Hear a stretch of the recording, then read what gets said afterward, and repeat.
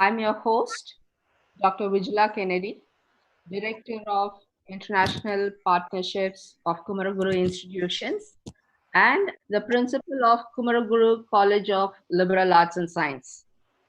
I welcome our guests, our speakers, representatives from USIEF, and our student service partner IDP. We are extremely happy to host our 6-day webinar series on study in USA, starting from today up to June 2nd. We believe that even in down times, even though we may be facing unprecedented times, I think this is the best time for us to plan for a future and for our students as to what can be the next steps. And I believe that this is the best time for them to start thinking about what they should do. And for this inaugural session, we are extremely honored and we are very happy to have Mr. Moulik Berkana, who's the Cultural Affairs Officer, US Consulate General, Chennai. We are also very happy to welcome Aparna Chandrashekaran and Shanthi Mohan, who are advisors in Education USA, USIEF. We welcome you both. We also welcome our alumni who will have an interaction with the panelists and with the participants. We have Radha Lakshmi Ramasubramaniam, who is doing the material science and engineering in Arizona State University, Arizona. We have Sumana Mati, bioengineering, Masters in Bioengineering, University of Illinois, Chicago. And Sasi Kesavan, who's just finished his computer science from University of Buffalo, New York. I'm extremely happy that they could join from the US. I know it's the middle of the night, but I'm happy and honored that all the panelists could join at this time. So the format of the session would be, after I just finish my welcome, I will hand it over to Moulik Berkana to give his inaugural address. That will be the section 1, part 1. Followed by, we will have Shanthi Mohan and Aparna Chandrashekaran to give an overview about graduate education in US, which is part 2. The third part is more of a breakout session where we have interaction with our alumni. All three of them are alumni from Kumaraguru Institution. And we will have interaction for around 15 minutes. And then we will open up for question and answer. So this is the format of the session. And if any of the participants have any questions, please do post it in the Q&A box so that we can take it up. Even during the conversations, if you have questions, please do post it over there. So with those thoughts, I will welcome all of you again, and I will hand it over to Moulik Berkana to give his inaugural address. Over to you, sir.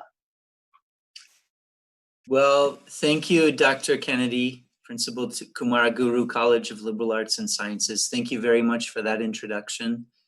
I'm very happy to join you today. You did note that it's early here in the United States. It's just past 6 a.m. on the East Coast. I'm joining you from near Washington, D.C. Thank you very much for the opportunity to address this group and to present some remarks.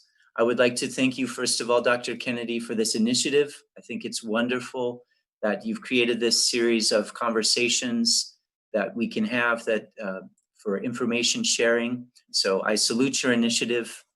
I would also like to thank my colleagues from USIEF for this opportunity and also for the other panelists in giving their time.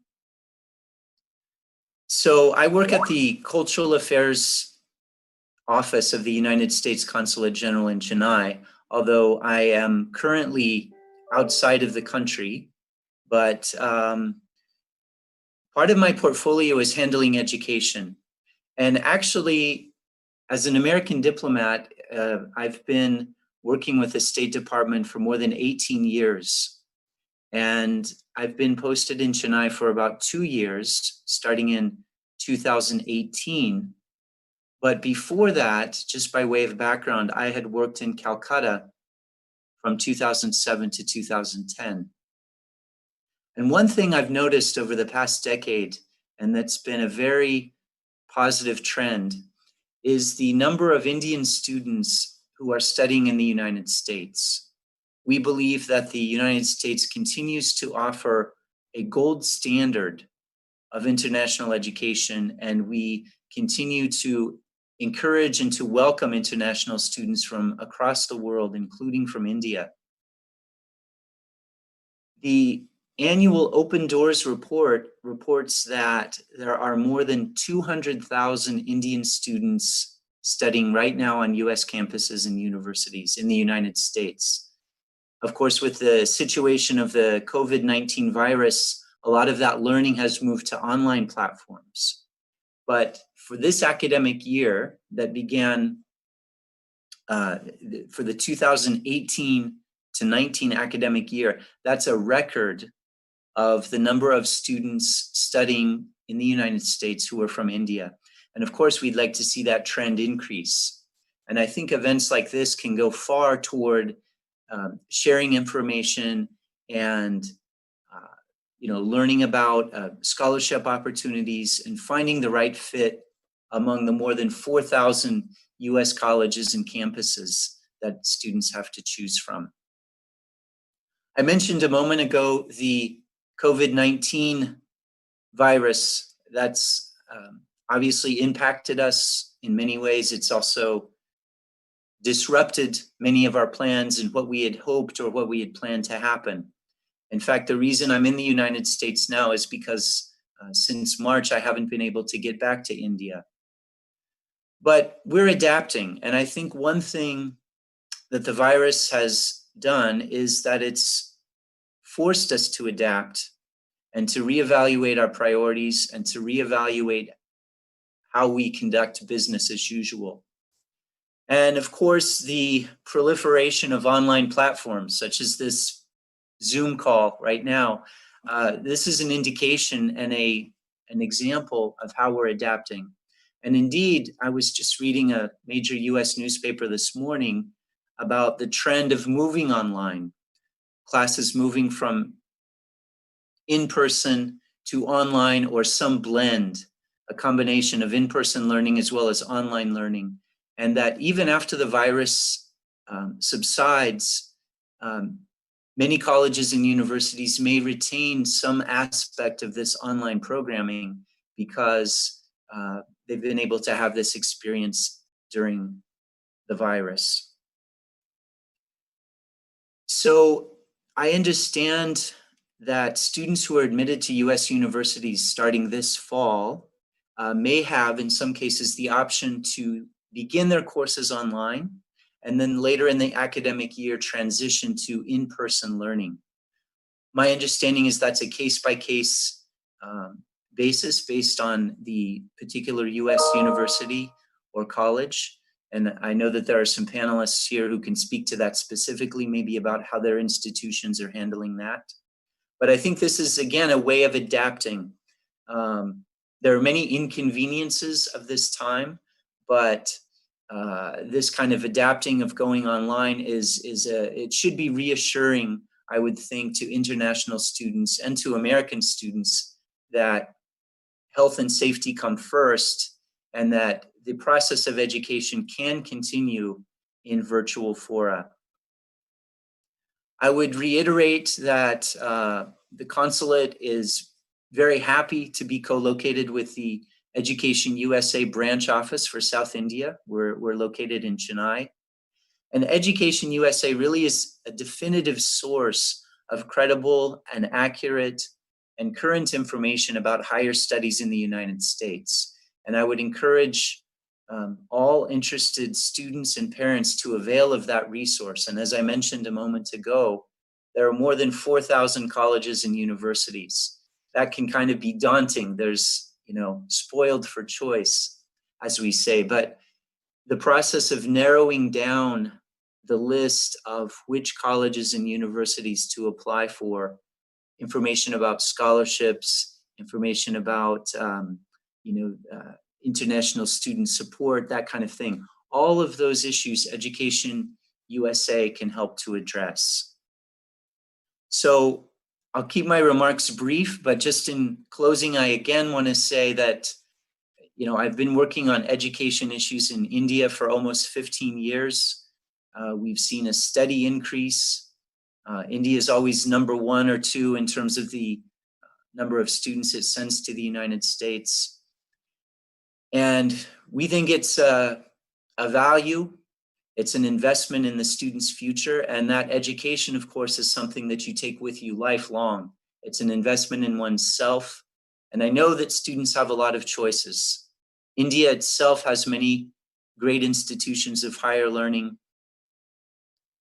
There are many choices around the world for Indian students to go to.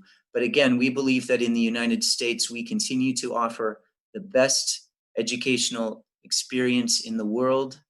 And I would encourage all Indian students and parents to seriously consider the United States as a destination for higher education. So with those opening remarks, I want to wish this series of discussions over the next few days all success. And I am very pleased also to welcome the students and parents, the fellow panelists from the United States, and again, my colleagues from USIEF. I'll go ahead and conclude my remarks there. And once again, I thank you for this opportunity.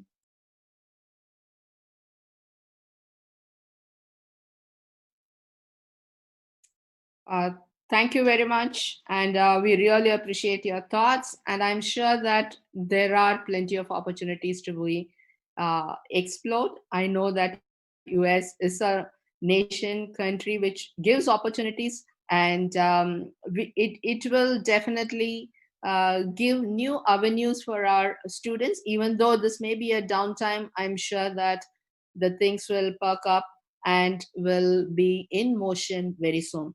We really appreciate your time, sir, very early in the morning, but we value your presence here with us. Thank you very much. Now I would hand it over to Shanthi to continue the session.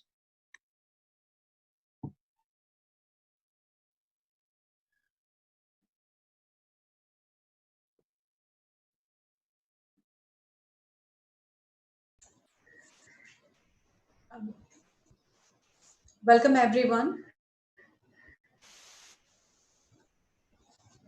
Welcome to this session on general information on US higher education and with specificity to graduate studies.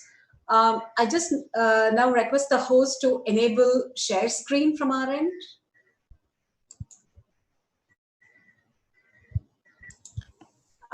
Could you just help us share the screen? We are unable to share the screen.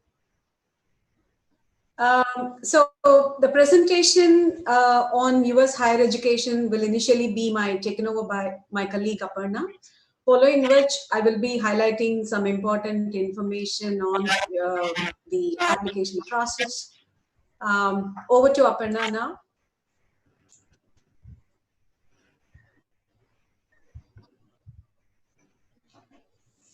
Thanks, Shanthi.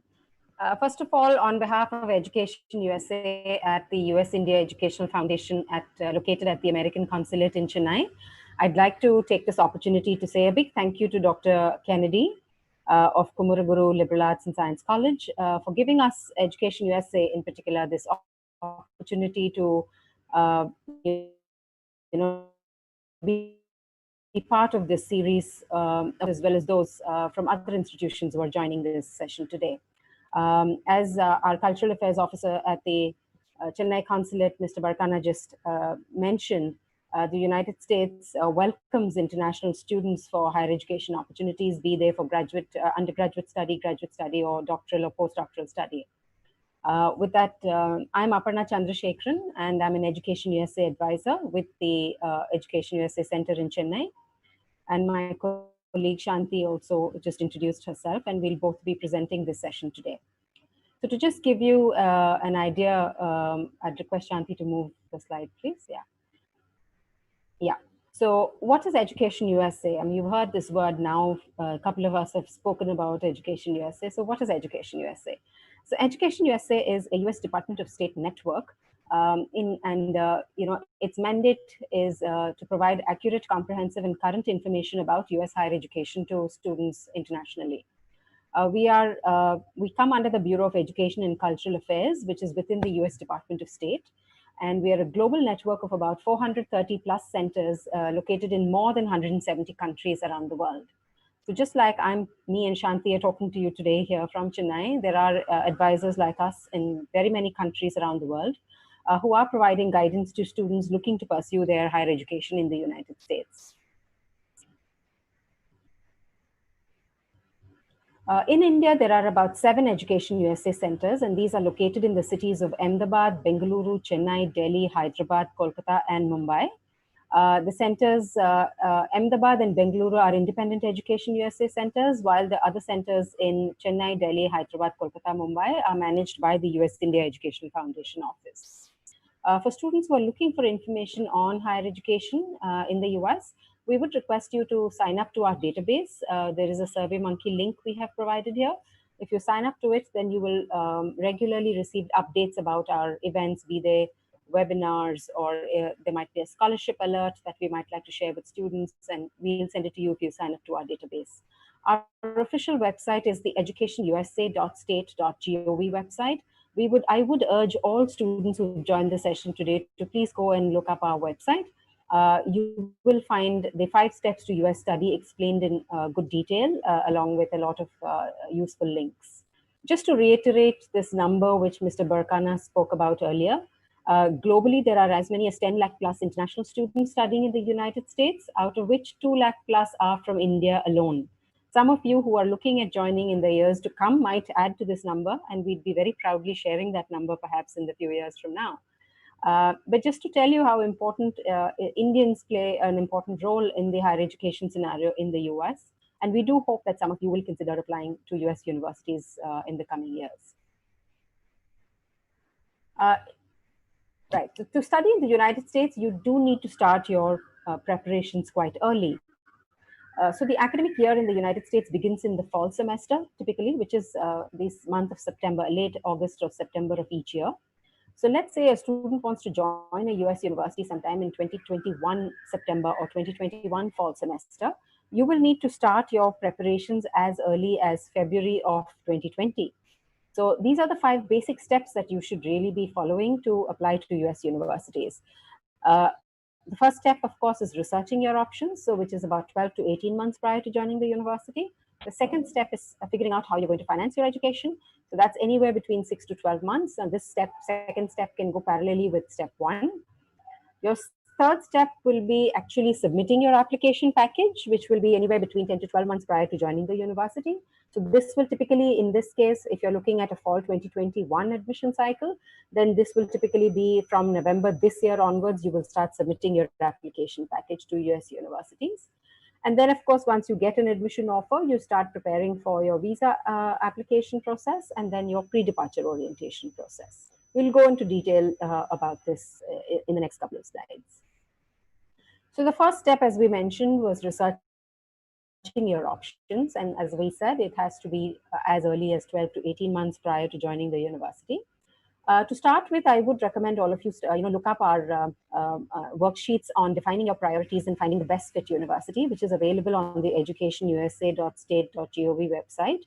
Please go and look at the graduate education section, and under the defining your priorities subtitle, you will find these worksheets available, and these are great. This is a great tool to help you with deciding why the United States, what are some of the criteria I must consider when shortlisting university, and so on. The next thing, first thing, of course, is defining your priorities, and then, of course, actual research online and shortlisting universities. Shanthi, could you just go back to the previous slide, please? Yeah, the previous one, please. Yeah. So I'd just like to draw your attention to good websites that you could look at is petersons.com and gradschools.com. These are 2 good websites that you can look at to help you with shortlisting universities at the graduate level. Then, of course, you must individually go into each university's website, and you must look into what are the admissions criteria that have been specified by the university for admission purpose. The next one, Shanthi. So here are some criteria that you must consider when you're shortlisting universities. Do check to see, of course, we do advise students, it's a great idea to sort of set up an Excel sheet and sort of, look at some of these criteria and sort of populate the Excel sheet, in consonance with these criteria. So examine if the particular program that you're applying for is a thesis or a non-thesis program. If you are inclined for, future research like a PhD and so on, then it makes sense to opt for the non-thesis program. Also understand that if you're looking for funding, and research assistantship is one form of funding that you can get as a graduate student, then it will be linked to a thesis program. So these are some things that you must verify when you're shortlisting universities. Additionally, it's very important that you look at course curriculum. You must ask yourself, what are my career objectives and my career goals? And then work backwards from there and look at the course curriculum offered in each program. Most universities, and especially the department page in each university, will offer you something called as a course catalog. So do examine the course catalog to understand what the curriculum includes and see whether this curriculum sort of dovetails with your future objectives and career goals. That's something that you must try and examine. Next, of course, is looking at faculty profile. That's very important. Then, of course, looking at research opportunities in the department. Sometimes a lot of research funding, when it's available, might be specific to a particular professor's research. And if you are able to get, positions in that particular professor's research lab, then it is possible that you might get funded for that, for helping and supporting that research work. Then, of course, checking to see what is the acceptance rate. Now, typically, if you are applying to a private university, the acceptance rate could be much lower versus applying to a public university where the acceptance rate might be higher.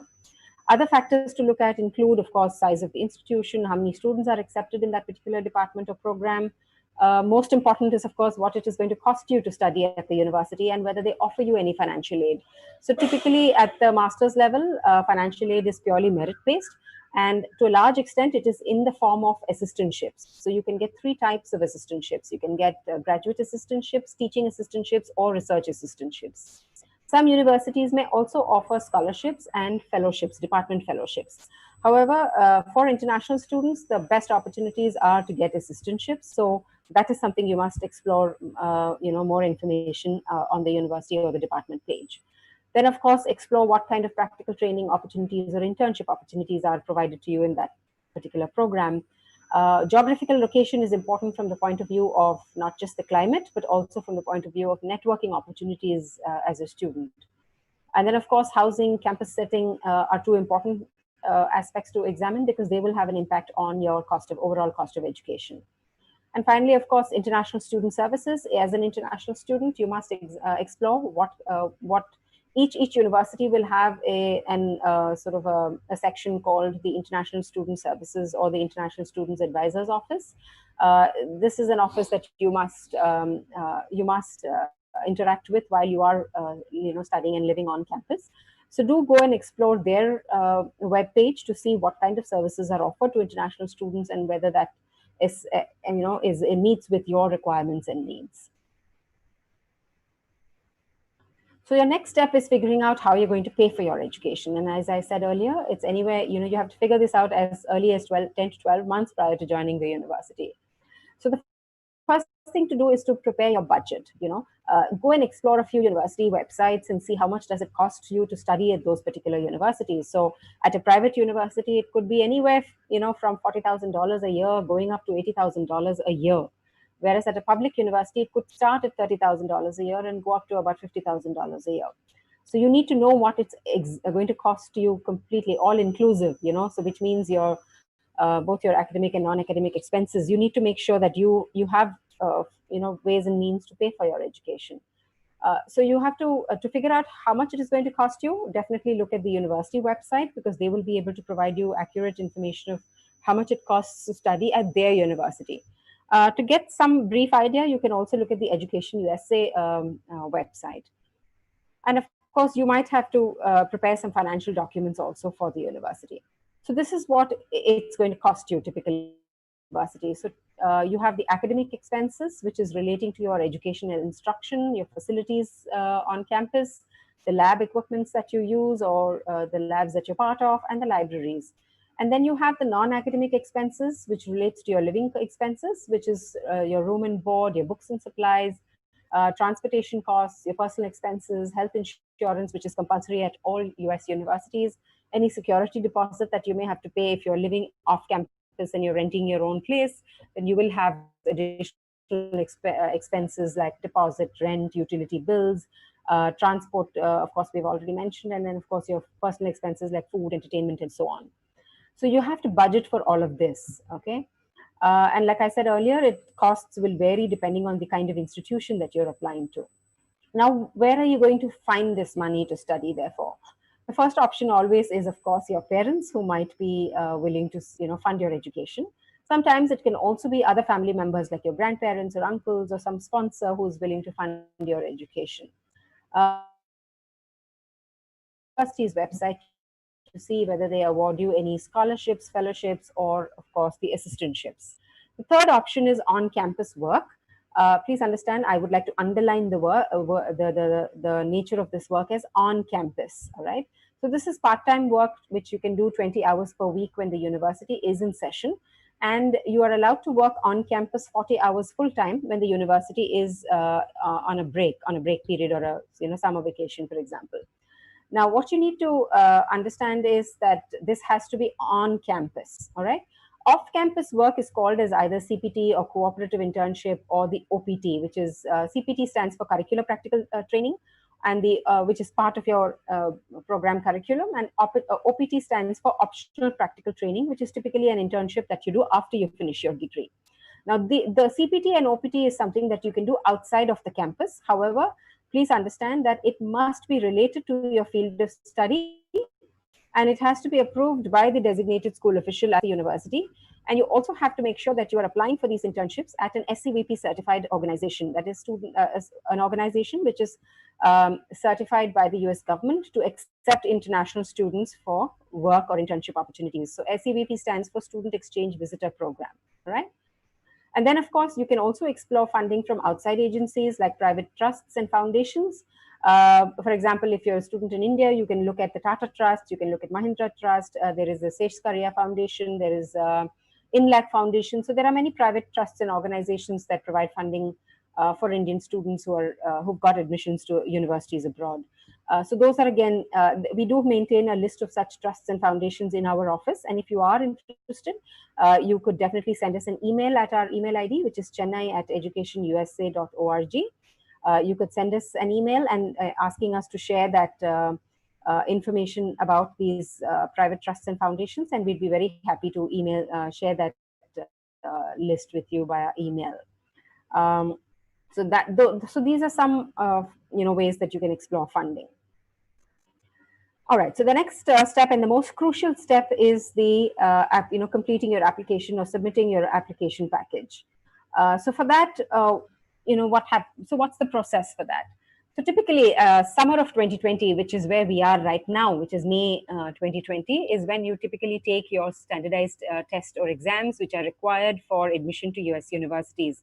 So for a graduate program or a master's program, you need to typically take the GRE exam. Whereas if you're applying for a business studies program, like an MBA, for example, then you will have to take the GMAT exam. Having said that, in most universities, the GRE or the GMAT is required. But having said that, I would also like to mention here that because of this COVID pandemic situation right now, there are many universities who are offering a GRE or a GMAT waiver. So once you've done your basic shortlisting of 10 or 12 universities that you'd like to apply to, I would urge you to look at the graduate admissions page for that university and then check whether they are still requiring the GRE or the GMAT. Please understand that not all universities have waived this requirement. Many of them will still need you to do it. So be prepared to take it. Also, I would like to draw your attention to the fact that the GRE is administered by the ETS organization, Education Testing Services, and the GMAT also is another test which is now being administered virtually. Both the GRE and GMAT can be taken online, sitting at home right now. So even if you're not able to go for an in-person exam at a testing center, please do note that the organizations that conduct these two tests are offering a virtual option to take these tests from home. So do look at their websites to find out if you are able to sign up and do these tests virtually from home. So don't assume that because the pandemic situation is going on, that you will not be able to take the test and that you will not be able to apply for next year's fall 2021 admission.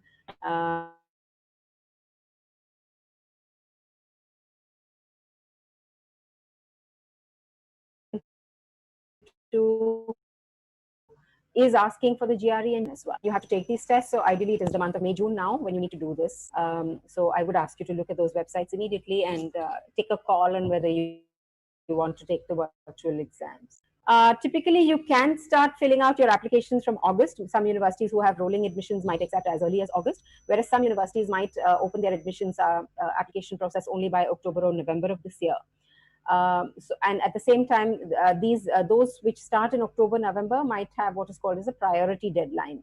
All right, so be prepared that you may have to start submitting your applications as early as October, November of 2020 if you are applying for the 2021 fall semester. Right. So next step is between September and November of this year is when you will have to actually put together your resume, get 3 letters of recommendation from your faculty, submit your essays and so on. And then, of course, your regular deadline will come anywhere between December 2020 to Jan 2020. So do note, there are 2 deadlines. Some universities will have a priority deadline in October, November, while some universities will have, most universities will have a regular deadline somewhere between December of this year and January of next year. Now, this is especially for students who are applying for fall 2021 or September 2021 admission to US universities. If you are looking to join a US university in spring of 2021, which is January 2021 is when the session will start, then your deadline for submitting all your applications will be August of 2020. So make sure that you take your GRE and GMAT right away if you want to join a university in spring 2021. Okay.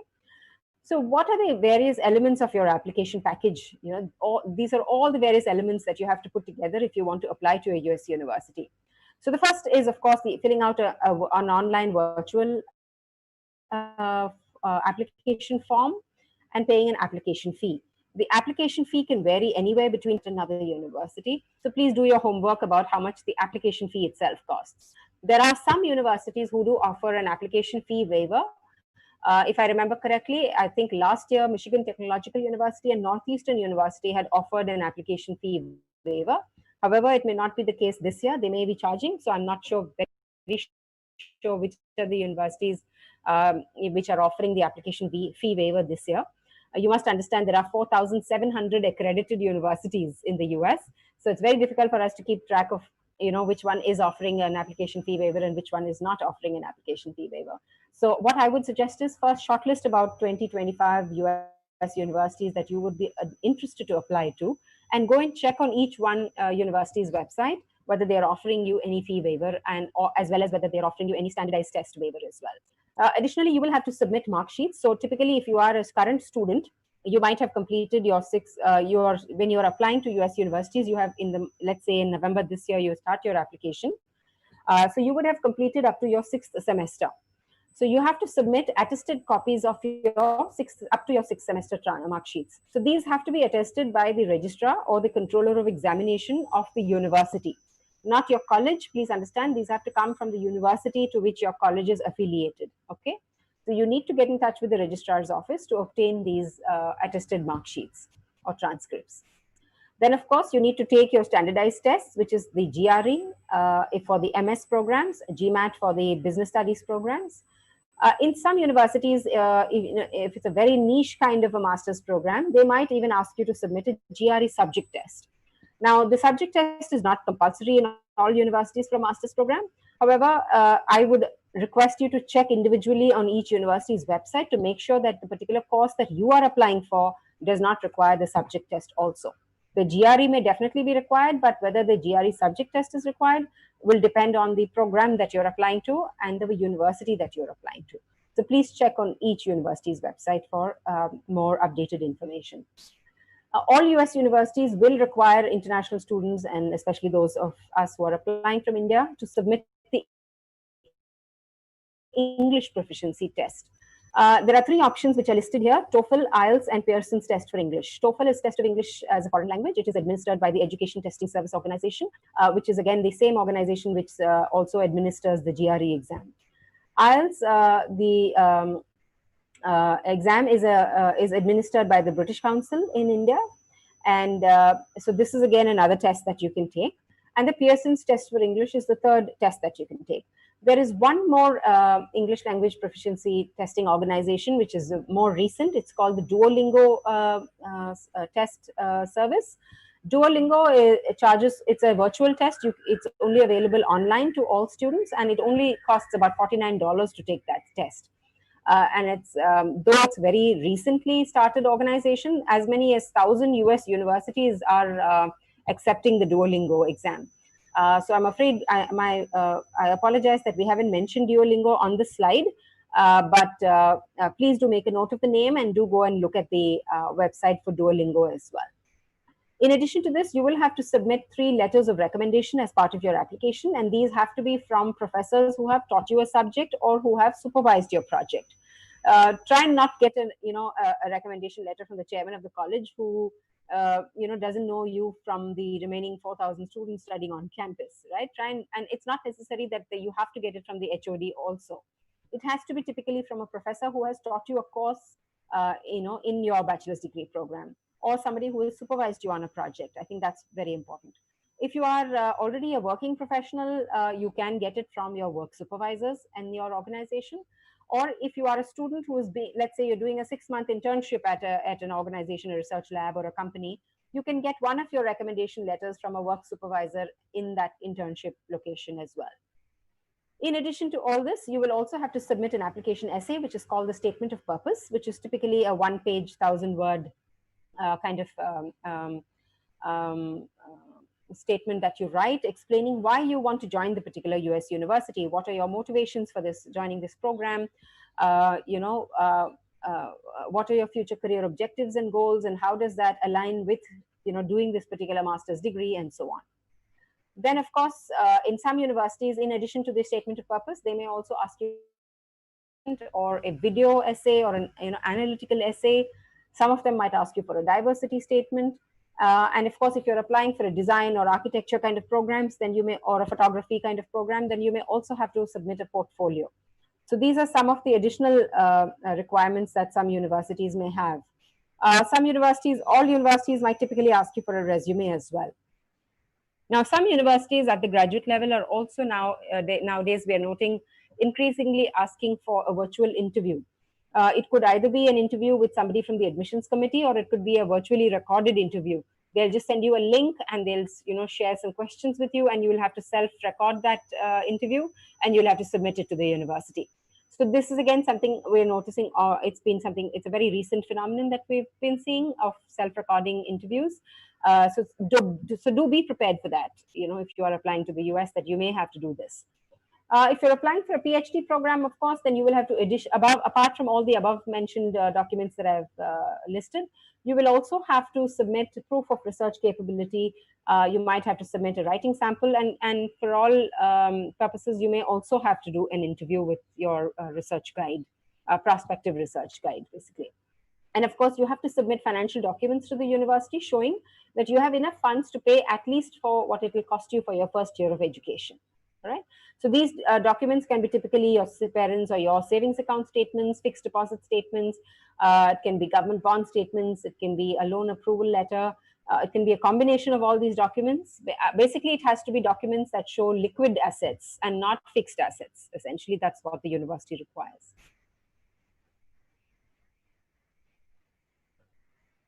Right. So once you've submitted your all your documents and your complete application package you've submitted, the admissions committee at the university, which typically comprises of faculty members from the department, will review your application and consider whether they should send you an admission offer or not. Once you receive an admission offer, the university will also send you a certificate of eligibility, also called as the I-20. It's nothing but like an admit card in India that you might receive, right? So the I-20 will clearly indicate what program you're studying at the university, how much is it going to cost you to study there, who's going to pay for your education, how much is going to be contribution from the family, how much is it if you're going to be receiving any funding from the university, even that will be mentioned in your I-20.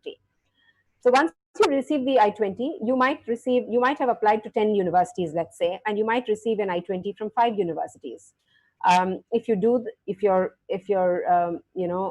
receive multiple I-20s, then you have to make that difficult decision of choosing which one university you are going to actually join. So once you've decided that X is the university out of XYZ that you have received admission offers, once you've decided that X is the university you're going to join, you next have to pay something called as a service fee, which is $350. And you do it on this website called fmjfee.com. And once you've done that, you then start your visa application process, and you go to this website called ustraveldocs.com, and you fill out the DS-160 application form for the F1, F for father, F1 student visa. That is the visa on which most of you will be going to study in the US, especially when you're going for your bachelor's, master's, or PhD program. Then you're going on the F1 student visa. Okay, so that's you said schedule your appointments, etc., on that website. Then you have to start thinking about departure to the US. And so you need to start gathering important documents. You need to talk to the university to find out what kind of accommodation is available for you to sort of make bookings with. And of course, you must attend our EducationUSA pre-departure orientation program, which is a day-long program where we provide you insights into how to maintain academic integrity. Then we talk about life on campus, safety and security in that program. We talk about social and cultural integration. So we talk about a lot of things which will be very relevant for you as you are heading to the US. And then, of course, finally, you start making your travel arrangements.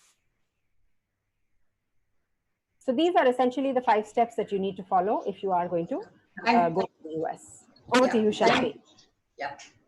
Thank you, Aparna. So that's a very detailed description of the 5 steps to US study. We always believe that a picture can communicate a multitude of things in one go, right? So here is a snapshot view of the 5 steps to US study.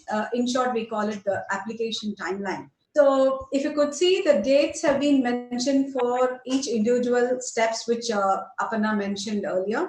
And these dates are indicative. I mean, like, okay, if a person would like to go in fall 2021 to a US institution, then the process must start from 2020 February onwards. Though these dates are indicative, please always remember that your application deadline is a very, very firm date. The universities does not change that very often. So to catch up with the deadlines, you need to make a schedule based on these indicative dates so that you go through this process in a very seamless manner. I don't want to elaborate much on this because we are going to have in the next 5 sessions more often revisiting this application timeline, and we'll keep emphasizing the need for keeping up with the. So if any of you would like to receive this picture snapshot, please feel free to write to our office and we can share the image with you to have a better understanding of the process and time schedule. You know that we're all in this extraordinary situation now and not able to meet anyone physically. So EducationUSA understands the students' condition, and we offer most of our advising sessions now virtually. So this is one great opportunity that was given to us by Kumaraguru institutions to reach out many of you virtually. And if you would like to know the several other sessions that we've been conducting, please do visit our EducationUSA India calendar.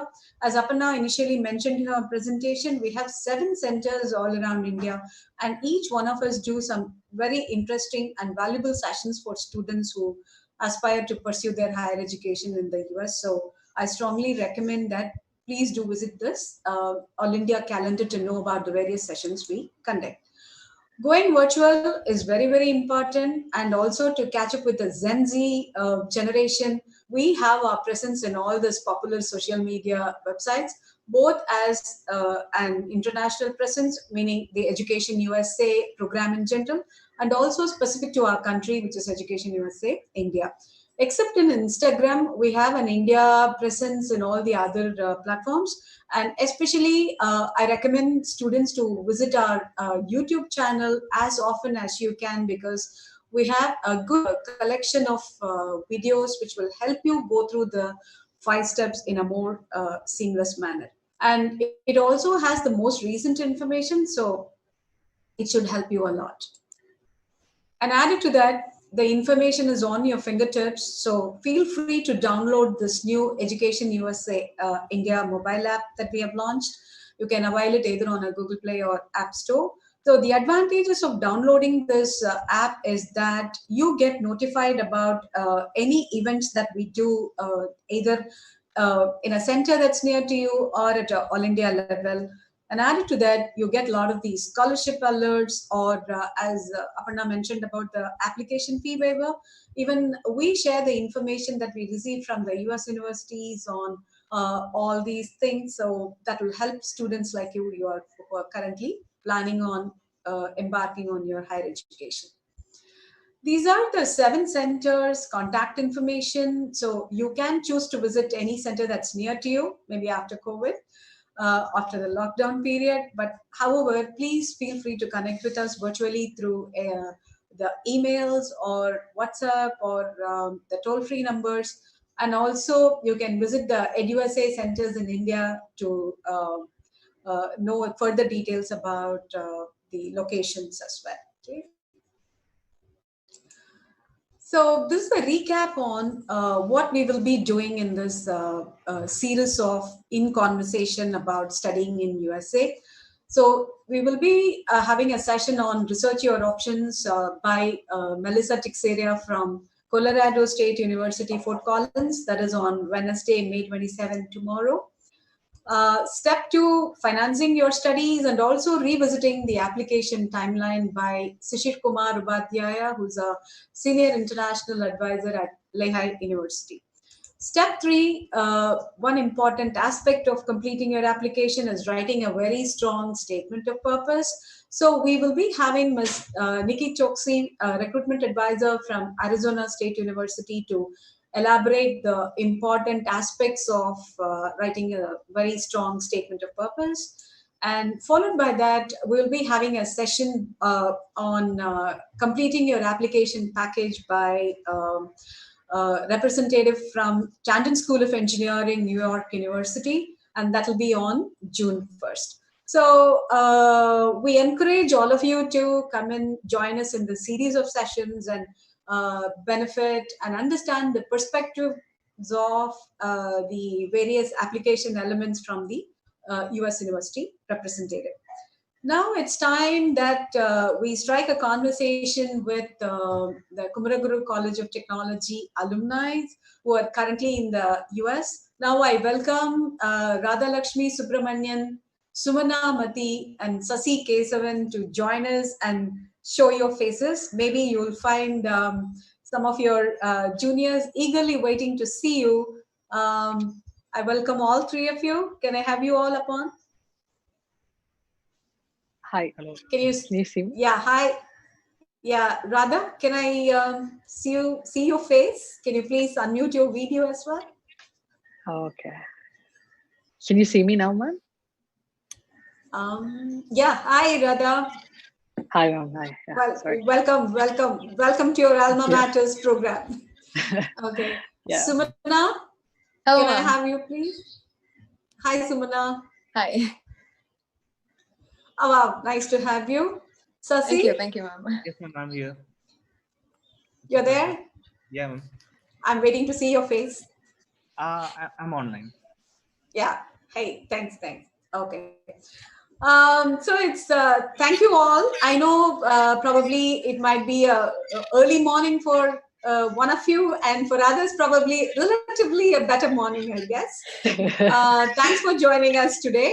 So Aparna and I will be probably doing a rapid fire question session with all 3 of you.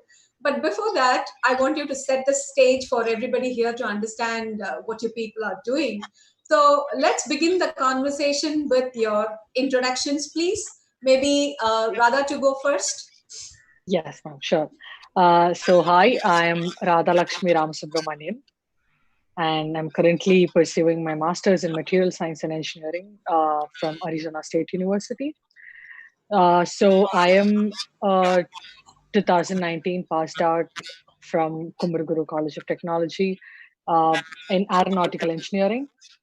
So yeah, that's about me.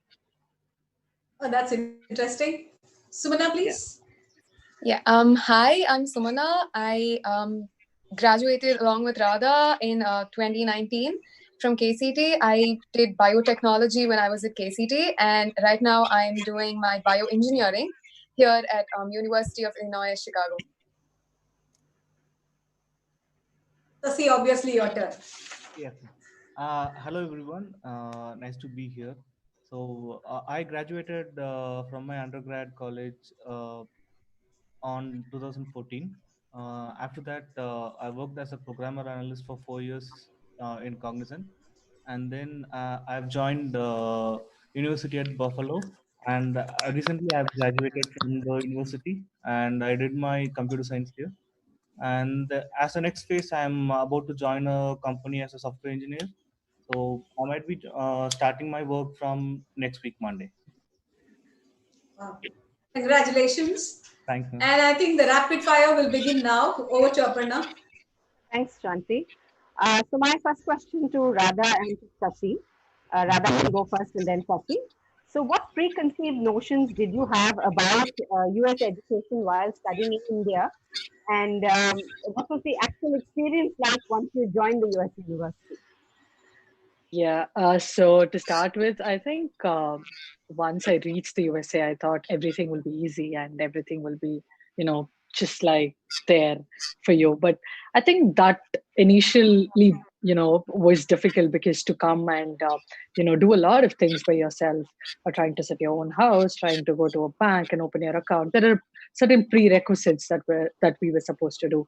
So those things were really shocking, uh, but with the help of the International Student Center at the universities, it was made really, in a really easier manner. So I think this was one notion that I thought would be easy, but eventually it turned out to be, in a different state. But yeah, managed it quite well. And for me, what I thought was, as I worked for 4 years there, there was a gap in my academic career. So what I thought was, let me go there and then I'll start with my basics and then I'll catch up and then I'll succeed. So after coming here, right from the day one, it was like everything will be put head on, and we have to start right from the beginning. So what would I have done better is I would have had a basic preparations in India before coming here, so that might have helped me to have a good head start here. Great. I can understand that. Thank you. Yeah. What do you, Shanthi? Yeah. So, we can see a complete different opinion from both of them, right? So, taking a gap year and going has its own effects, and also continuing your education after your bachelor's is so different. However, those are very, very valid points for everyone to know that preparation is something which is very, very important, whether you embark immediately after your bachelor's or when you go for your master's. So, I have the next question. Shanthi, before you ask that next question, I would like to reiterate here that is why it's very important to attend the Education USA pre-departure orientation. Exactly. It will prepare you for what to expect when you arrive on the university campus. Okay? Over to you, Shanthi. Thanks, Aparna, for adding it. Okay. So, next question is for Sumana and Radha. What are some of the unique things about the academic system in the US? Okay, so I think the first thing that I'd like to talk about is the freedom that we have in choosing our courses. So when we did our undergrad, I did my biotechnology, but I was covering the basis. I was covering an entire ocean of subjects that came under biotechnology. And even here, though I'm doing bioengineering, I have the freedom to choose what particular courses I would want and what specific field I want to carry on forward with. I didn't have to study the entire subject of bioengineering. So if I wanted to specialize in a particular field, I could choose courses based on that. And we have a credit system, so there was a minimum requirement. And as long as you met the requirement, you were eligible with your status. So you were maintaining your F1 status. That I think that's all that mattered. We got the freedom to choose from courses, which I think was very important because I wasn't studying something that I was not going to be using for my future. That was one huge difference that I believe is present in the academic systems between India and the United States. Over to you, Radha. Yeah. So yeah, totally agree with what Sumana told. I think that a kind of freedom that we have to choose our own subjects and study is a tremendous opportunity when compared to what we did in undergrad. And another thing that I would like to tell is the research opportunities that are available in the US. So with respect to funding, it's enormous, like with respect to projects and with respect to a lot of things. I think USA stands out with, if we look at the numbers, with respect to the amount of funding that, every year that is put into the research and development for the universities, it's huge. So I think that stands out in, the universities across the USA, which is very, very important to consider, because students either get into doing a PhD to go through a research career, or they get into an industry. In both the cases, we need practical knowledge. We need the research understanding of what your field currently is doing. So I think with respect to that, USA stands out. That's really a very positive note, I would say. Thank you for sharing your impressions about it. Over to you, Aparna. Yeah. So this question is to all three of you, and we'll probably go in the order of Sati first, Sumana second, and Radha third. So what is really different and interesting about life on a US university campus? And I'm asking from a non-academic perspective. Okay. So, here the campuses are so huge. So you have plenty of facilities here that you can utilize it apart from your classes. So say, for example, you have a lot of recreational facilities like gyms, swimming pools, and even you'll have 24 hours library here that is open in the universities. And there are events happening a lot in the student unions. There are lots and lots of clubs. Even if you are interested in, say for example, if you're interested in photography, there will be an arts department where you can go and join in that club. You can explore a lot of different things here. You can meet many people. You can do whatever you want, like you can learn from anyone and everywhere. You can learn from everywhere here. So I completely agree with him. One thing that I found was I think KCT has one amazing feature, which was the number of clubs we had. I think that it kind of reminded me of home, seeing the number of clubs and opportunities that we had here. The exposure is tremendous. I'm not saying KCT has lesser exposure. I'm just saying it's great here as well. Adding to what Ms. Sasi was saying, I think the number of groups that we have that help you relate to people from your own land. So we have an association for Indians. We have an association for based on our region, based on our religion, if you want to. And I think that's great because it makes you feel your home away from home. Considering we're living so many miles away from home and family, this makes sure you're in touch with them because you celebrate your festivals, and there's that bond that you can create here. I think that's one wonderful thing here. And another important aspect that I like about this is the facilities they have at the libraries. They're open 24/7, and the amount of facilities that they have, I think it really contributes to not just your academic life but also your social life, because you meet so many people. And I, for a fact, I can tell you that I have made so many friends at the libraries and at the recreation facilities than I did when visiting visiting and being a tourist around here. So that played a huge factor in establishing my social life here. Radha? Yeah.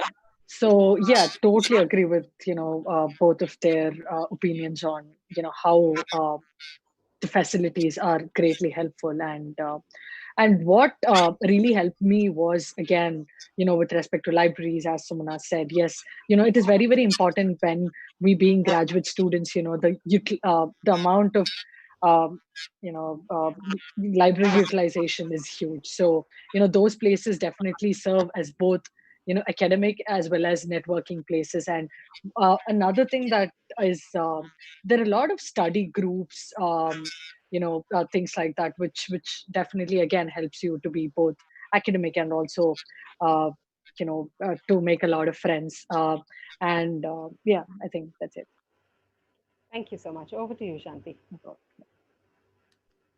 That's a very interesting viewpoints on social and cultural. Quite happy to know that you have a lot of such different things around. The next question is to Sumana and Sasi this time. How difficult or easy was the social and cultural integration? Right. So in campus, I think we had like a 20-day window before classes actually began, where we had several orientations, and there was an entire week for us that was devoted towards getting us accustomed to the cultural and social integrity here. So we have a lot of difference with respect to culture. So I'm guessing students from India were expecting the shock before we get here, but once you realize it, once you reach here, it really hits on you. Like it actually hits you, the cultural difference and the social difference here. So you're not really used to people being extremely grateful to you, or if you're just going to walk on the street back home in India, you're not going to be used to people just having a smile on their face or just waving hi. So that's something that was extremely nice here. And just having like small conversations and small talk with shopkeepers and with people from like from all walks of life, I think that was extremely beautiful. But these orientations introduced us to them. So they had this session of explaining to us how US social life is, how the cultural life is. And I think that was really great because it was, we were not really being rude to them, or we were not being offensive or getting offended by their culture. So it was good to get to know them before we became one of them, I guess. And for me, like since I have worked there for 4 years, I had few clients that had chance to talk with during my work. So they were predominantly in the US. So I was able to understand how they work, how they interact, how they help us, how they are, so straightforward and everything. So here the people are like, you work while you work and you play while you play, and you don't work while you play and you don't play while you work. It's like that. So from where we came, it was exact opposite. So that was a pretty, it took time to adjust. So it was rather, I was quick to accommodate to that. So that helped me a lot. That's thanks for the notes. Really, I like the way Sumana expressed her enthusiasm, and I could see that newfound things. Very nice to know that. One quick question: you think you can practice that when you are back in India and do greet everyone you meet on the roads? Oh yeah, I would love to. I think that was really nice. When you're recognizing your fellow human beings, I think that's beautiful. Yeah, that's nice that it has also. Okay. It's nice to know that it is imparting some good values in our systems as well. Okay, yeah. Now over to Aparna for the next question. Thanks, Shanthi. Yeah, and I really enjoyed what Sashi mentioned about work-life balance, how important that is in the US, and how when you are with family, then your time is for your family, and when you're at work, you're completely focused and very professional and at work. So I really like that point that Sashi mentioned. All right, so this question is then for Sumana and for Radha, and Radha can go first this time. Sure. So how are you coping with being independent and making decisions by yourself? Till the time you were in college, perhaps your parents decided what you did, where you went, what you wore, what you studied, perhaps was also something they decided. Yes. So now Yes. is your opportunity to decide right from how you use your money to, to how, what courses you choose, to where you Yeah. go, where you travel. It's all, being done by you yourself. So how is that transition Yes. to becoming independent and taking your own decisions?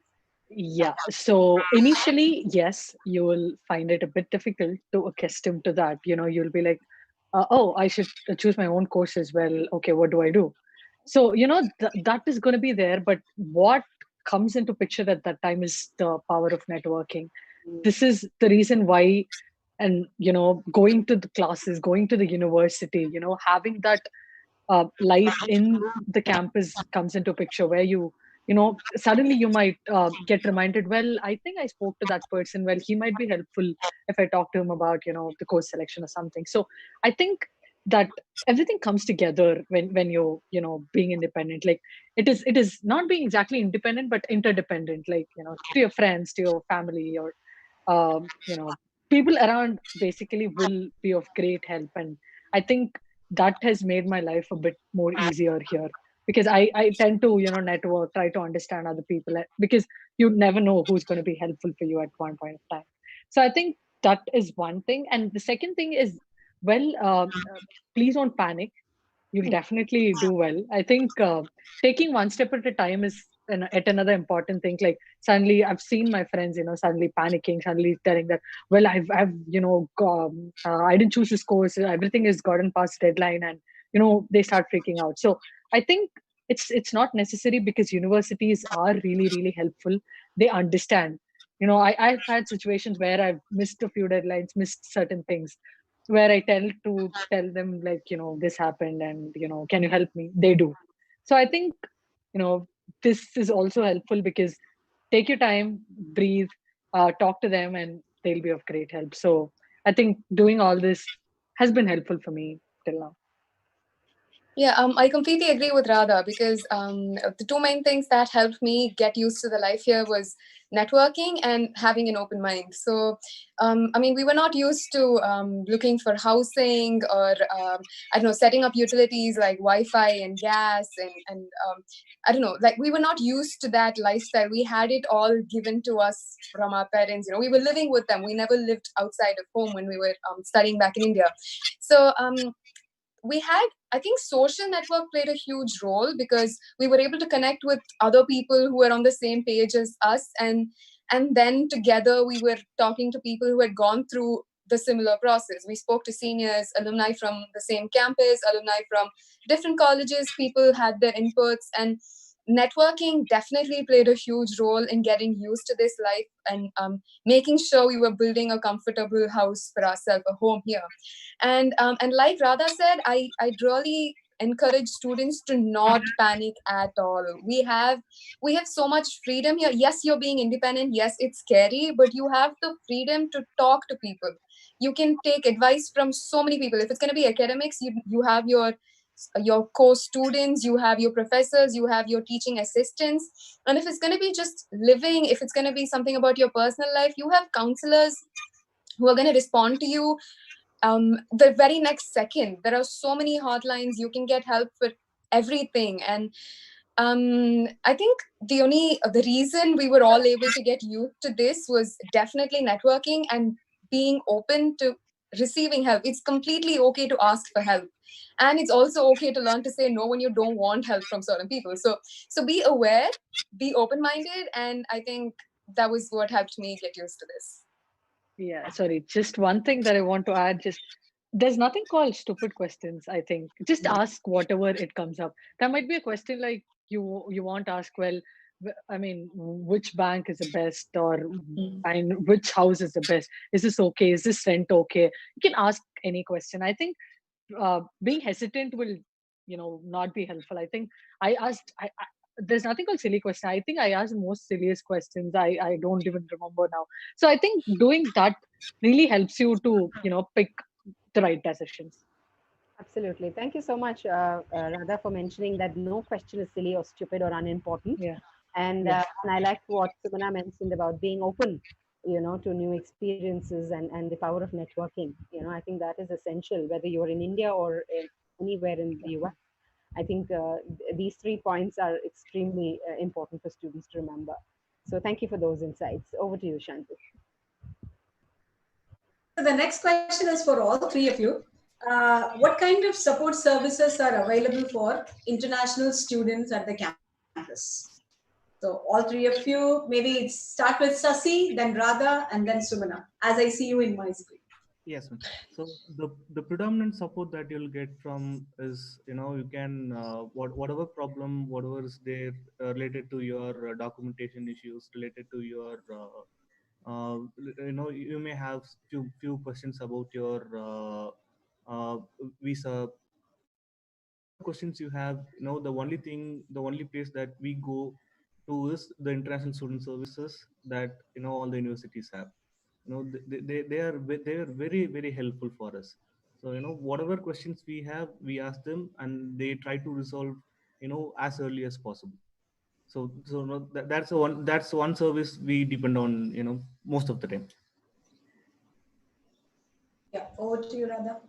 Yeah. So with respect to the International Student Center, I think that's the go-to place if you have any questions regarding, your visa or so. What happens is with respect to, the number of credits that you have to study, there might be some issues for you. Like suddenly there might be like, well, can I choose this subject? Will this be included into, my course completion? Or there'll be a lot of questions with respect to courses because it is I think one thing that that we have to understand is maintaining the visa status, like with respect to the courses that we choose. So I think there are a few complicated questions like this where uh, two people that you have to approach is first is the advisor that I think each and every one of us, once you go to the universities, you'll be assigned to.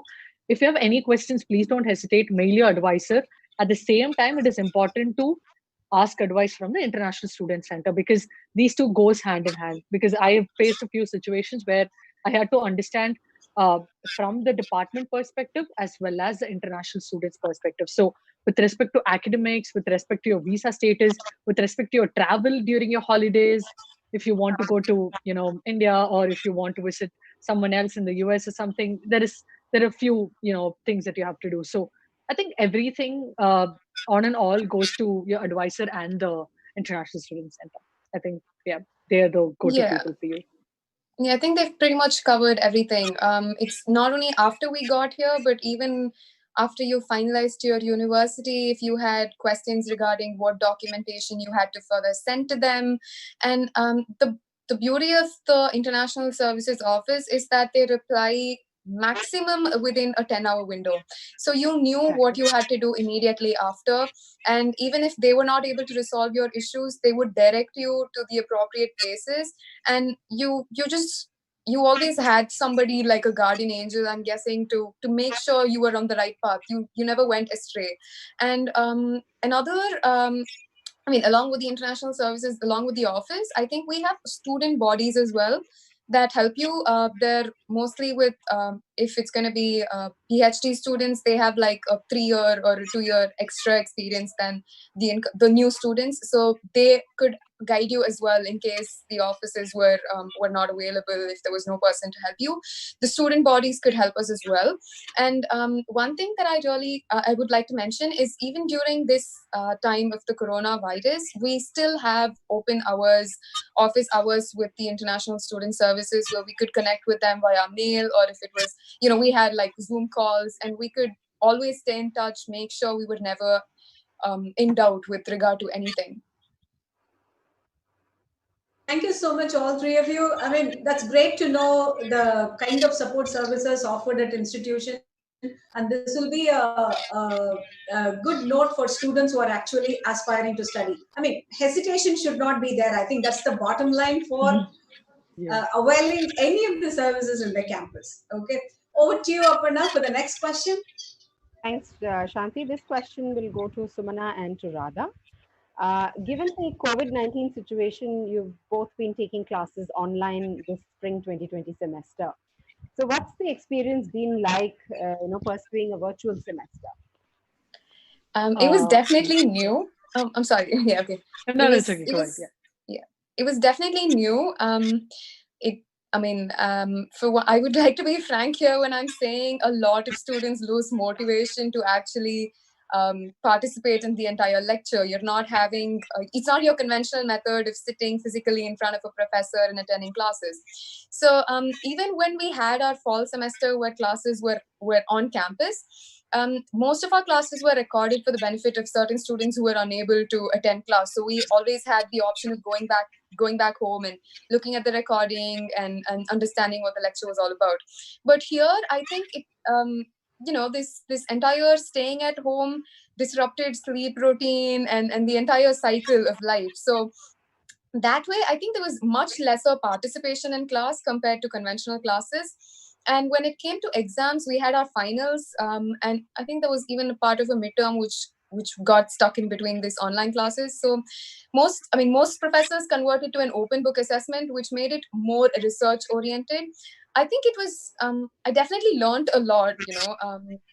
There was more of office hours, there was extended office hours, because not everybody, professor couldn't accommodate everybody because everybody had too many questions. And it was a nice experience, it was a different experience. And I'm not entirely sure if I loved it, but yeah, it got us through the semester. So yeah, that was it. Radha? Yeah. So for me, I think my GPA got increased in this semester, I would say.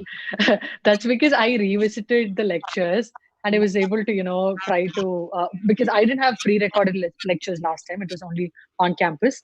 And this was, I had opportunities to go back to the lectures and study. So I think obviously it has its own disadvantages to it. A lot of students tend to miss, they tend to be lethargic, they don't tend to attend the classes. And yeah, but I think both has its equal amount of advantages and disadvantages. But I think the bottom line is to we all try to accustom to the situation. And I think most of them were successful through this Zoom classes, this unconventional way of doing it. But another important thing to understand is the universities were also really helpful during this time, with respect to exams, with respect to, so certain exams were proctored. So we were asked to take a test run before taking the original exam. So I think uh, uh, through this process, the university was really helpful. Our professors equally were helpful, telling us it's going to be okay. Certain professors, as Sumana told, yeah, we had a lot of open book exams as well. We had a lot of assignments, to make sure that our marks doesn't go down. So I think uh, it was difficult, but the professors, the university made sure that, the process was smooth, the transition was smooth. Yeah, I think what both of your, the underlining message that I'm getting over here is that as much as it was, a paradigm shift for you, it was also a shift for the university, which wasn't expecting the situation, perhaps. So even the Exactly. professors probably worked overtime to put together those lessons virtually for True. all of you. And Yeah. just imagine the amount of effort that might have gone into the background work that went into putting those lectures together for you, for virtual lectures for all of you. The preparations the university had to do to ensure, administering those proctored exams or virtual assignments. So I think it's been a learning curve for both the universities, for faculty, True. for students, perhaps. Definitely. And I do understand and appreciate your point that you miss that peer company, the actual in-person interaction. I do understand that. But I think given the situation, I think US universities have done admirably well in, finding Definitely. solutions of how best to take this semester forward for students so that students don't lose out on that semester. So I think from Oh, that Yeah. perspective, sure, Sumana, you wanted to add yes, something? yes. Like you were saying, I just wanted to add on to it. So there was initially a lot of worry among students because most of them, there were several students who were using campus housing, but with the lockdown, we were worried everything was going to be shut down. But accommodation was allowed in the campus housing, and there were a lot of students who did not have access to computers, or they. A lot of people didn't have access, and that way, I think universities outdid themselves because they set up cabins in the libraries where they were given access to computers in isolation. So they were quarantined, but they were not missing out on lectures. I think that was incredible. That was really great. Definitely. The university is putting so much effort to make sure that we were comfortable, but we were also getting the knowledge that we wanted. So yeah, I just wanted to add to what you were saying. Sorry. Thank you so much, Sumana. That's a very valid point, especially for those prospective students looking to apply to US universities next year. I think the biggest worry in their mind is, how are they going to cope with this new virtual situation? I think both of what you and Radha have both reiterated here is the effort the universities have put. In fact, I remember reading somewhere that some universities provided tablets to students who had gone back home and who didn't have access to computers. They even provided internet connections to students in some universities, and Wow. because students couldn't afford to, perhaps access that. So universities went out of their way to make a lot of arrangements to help their students to ensure that they succeeded in that spring semester 2020. So they didn't lose out in any way. So I think that just highlights, I think that's the one, essentially a good thing about the university system in the US is they don't want to leave any student out of the loop. They want to make sure Yeah. they carry every student together, whatever your Yeah. background, whatever your academic or non-academic background, whatever your family background, whatever your family circumstances, universities will think of you as equitably, and they like to provide you all the resources equitably to all students. And I think universities in the United States have outdone themselves in how they have coped with this pandemic and how they have supported their students, both domestic and international students. So thank you so much for both your points. Over to you, Shanthi. Thank you, Aparna. It was quite reassuring, both Radha's and Sumana's remarks, and I absolutely agree with Aparna that the universities are going out of their way to support students in this extraordinary situation. I always had a curious question. How was your evaluation during this time?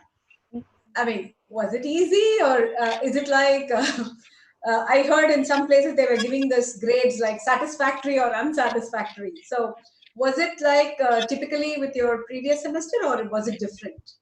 Oh no, we were given the easy card. We got to choose if we wanted a credit or not, because this was, they didn't want this to affect our grade point by a huge factor. But to be honest, I think the grading system itself was easy this time. They didn't want to enforce too much of, I don't know, it was not very strict as the previous semester.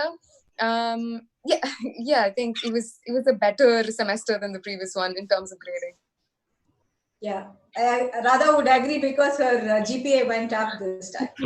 Yes. So there was one professor who allowed me to, choose between, the grades that you told, like, the grade, whether you wanted to get included in the GPA or not. So there were provisions like this, which were really, really helpful, because it was difficult, like to sit in front of a computer and write a 2-hour exam, that too a math exam, solving. I'm like, it was really, really difficult. But I think the universities pitched in and helped us through the process of, getting a good grade at the end. Yeah.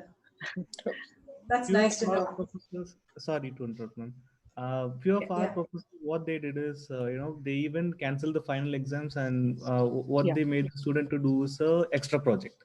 Wow. That's good like that. Yeah. Thanks so much, Radha and Sumana. And this is the last question for this session, and that's for Sasi, because he's going to add probably the fitting finale for this conversation, I would say. So this is an exclusive question for you, because you are a little different from the other two. Many students who have joined would be definitely looking forward to hearing this from you. So I want you to share your experience of smoothly sailing from your student life to employment now. So how did you manage it? What are the pointers you would like to share? Yeah, it mostly aligns with the process of what they do while applying for the universities. There is a timeline there. So here also we have a timeline. It's good to, if a student apply early, they get calls early. They have a chance over others. If you don't apply early, the position might be filled, or it might have been cancelled due to some reasons or what. So a few things I would suggest is, apart from the academic projects that they do along with their coursework, they also have to do personal projects. A lot of personal projects is required. To stand out from other resumes, your resume should have a proof that you have a hands-on knowledge on the roles that you apply. So, and then what is important is the resume. You have to be as expressive as enough that the recruiter picks your resume from the pile of a resume that they get. Considering the number of students that are coming to United States, the competition is heavy here.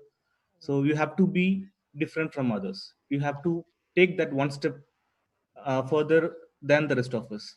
And regarding that, one is the side projects that you have to do, and one is to apply early, and one is there's a social network called LinkedIn. So you have to have a good profile there. You have to give a, you have to search the recruiters. You have to give a connect request. You have, if you find any job openings in a particular company, you can directly contact the recruiter there, and you can ask them about what is the process, and you can even ask them to have a interview scheduled for you. So that might help. You should not be hesitant to contact any recruiters. They're there to help.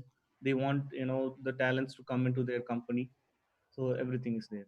So, and then few people think that prior experience in the India doesn't help anything in the US. But for me, my prior experience helped me a lot. So the thing is, there are few different designations that the company put up in their career portal. One is for the fresh grads, and one is for the experienced people. You can have a chance to apply for both. Okay, so you can apply if you have a prior experience to that.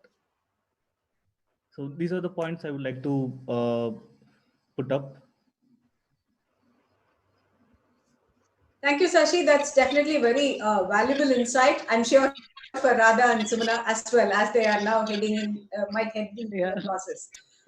So it was great having definitely a lovely conversation with all three of you. Thanks so much for taking your time off from your schedules, and we really appreciate the encouragement and positive notes you have shared with your, juniors here in the institution. And also those who are watching us live today would definitely appreciate the inputs that you have given. Aparna, we have a couple of questions. I think we will take those questions now, and I think we have almost reached the fag end of the program. We are left with just 4 more minutes, so we'll answer those days first. Yeah. One. I think the first question is about how much scholarship can a student get? Is it purely based on top marks or on what criteria? From Radha Krishnan Chandran.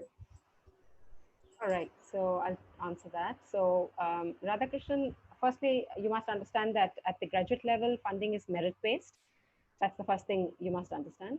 Second thing is you have the option between scholarships, fellowships, and assistantships. And there are 3 kinds of assistantships: graduate assistantships, teaching assistantships, and research assistantships. Now, the number of scholarships or fellowships for international students might be limited. It will really depend on the department you're applying to and the university you're applying to. However, if you are applying to a research-based program, then your chances of getting funding are much higher, especially the assistantships that you can apply to. You need to check with the university, with the admissions coordinator in the department that you're applying to, if you're eligible to apply for assistantships. Many departments will post assistantship information on their webpage. But if you cannot find it on the webpage of the universities that you're applying to, then I would urge you to reach out to the department admissions coordinator and find out what kind of assistantships you can apply for. All right. Now, criteria will be merit, like I mentioned. They will look at your prior past GPA. They will look at your GRE scores, your English proficiency scores. Of course, any previous research experience that you may have, or what projects you've completed, what kind of internships you've done as part of your bachelor's degree. Some departments may be very specific to learn whether you've done any previous research work. Have you published any papers? So, I mean, they look at multiple factors when they decide whether you will be awarded any financial aid or not. So there's no one criteria that will get you guaranteed funding. It will be your overall profile which will decide whether you will receive any funding or not. Of course, all of this will depend upon the fact that the university department has funding available with them. That's, of course, paramount. I hope that answers your question. Yeah. Do you want to take the next question, Shanthi? Yeah, I'll go ahead with the next question. It's from an anonymous attendee. So the question was, which is preferred in the US institution, TOEFL or IELTS? Actually, either of them.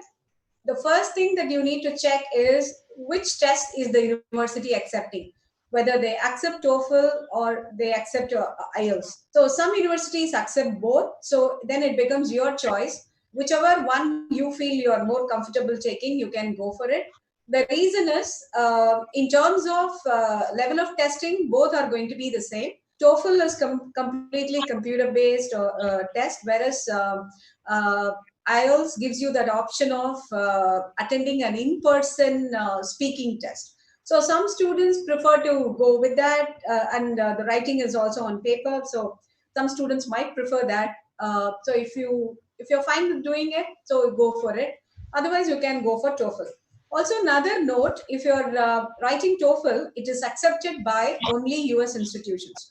But if you're planning to apply to several other countries, universities in several other countries, then we would also recommend go for IELTS, because most of the countries in the world accept IELTS. So instead of you taking multiple English proficiency exam, you can save your time by taking one and apply to institutions across the world. I hope this answers your question. We have now come to the fag end of the program, and I will hand over the stage to Mr. Naveen Kumar. Thank you, ma'am. Good evening, one and all present here. I'm Naveen, Executive, International Partnerships, Kumaraguru Institutions. On behalf of Kumaraguru College of Liberal Arts and Science and Kumaraguru College of Technology, I would like to thank our speakers and moderators from USIEF for this informative session on graduate education in USA. I would like to express my thanks to our alumni for sharing their experience.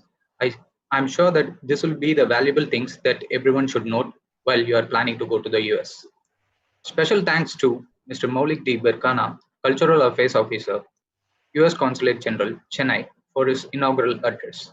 I thank all the participants for joining us today. A feedback form will be shared to you through email. Kindly fill it up. Reminder on tomorrow's session. Tomorrow's session will be on Choosing Your Right Fit University by Melissa Teixeira, Recruitment Advisor, International Programs, Colorado State University. The session will be moderated by Ms. Aparna Chandrashekaran, Advisor, EducationUSA at USIEF. Tomorrow's session will start exactly at 4 p.m. For more information on the series and registration, visit our website, theconversation.kclass.ac.in. I thank USIEF, and I'd like to express my thanks to the student service partner, IDP Education. Thank you.